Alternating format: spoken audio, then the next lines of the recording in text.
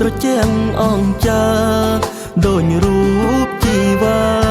ដែលធ្លាប់មេត្តាប្រណីថ្នមច្របាញ់គង់គ្នេងក្នុងប្រឡែងនឹងប្តីអោគុនធាផ្កាព្រៃតើថ្លៃបានទៅទីណាត្បូងពេជ្រណាមៀងប្រាំងរាប់រយម៉ឺនលានសូមបដូរជាទៀនក៏ព្រៀបពុំបានហាត់ថា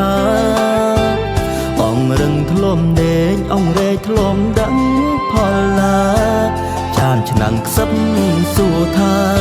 តើស្រជីវ៉ាទៅណាបាត់ហើយអើយលើគីតាវិចាសួរបងសួររងលលងម្ចាស់កូនពេលខ្នើយខ្ទមកែវខ្ទមមានចាំងអើយទៅ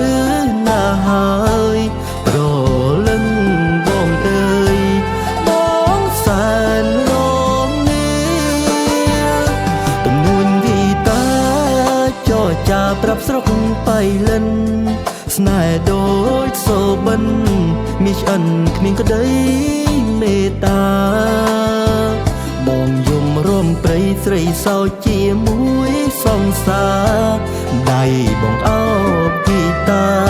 ជីវ៉ាអបរងស្នេហ៍ថ្មី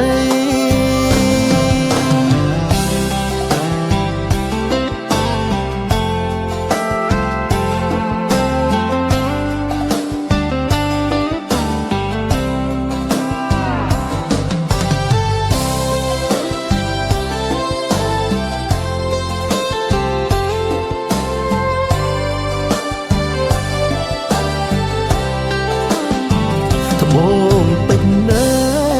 មៀងប្រាំងរាប់រយម៉ឺនលានសូមបដូរជាទៀនក៏ព្រៀបពុំបានហាត់ថាអងរឹងធ្លុំដេញអងរែកធ្លុំដឹងផលឡាចានឆ្នាំងខ្សឹបសួរថាតើស្រជីវ៉ាទៅណាបាត់ហើយអើយលើគីតាវិចាសួរបងសួររងលលងម្ចាស់កូនពេលខ្នើយ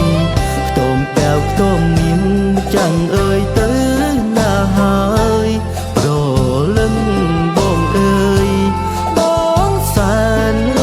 ងនេះទំនួញវីតាចរចាប្រាប់ស្រុកបៃលិនស្នេហ៍ដូចសូបិនមានឆ្អិនគ្មានក្តីមេត្តាបងយំរំព្រៃស្រីសោជាមួយសង្សារដៃបងអោ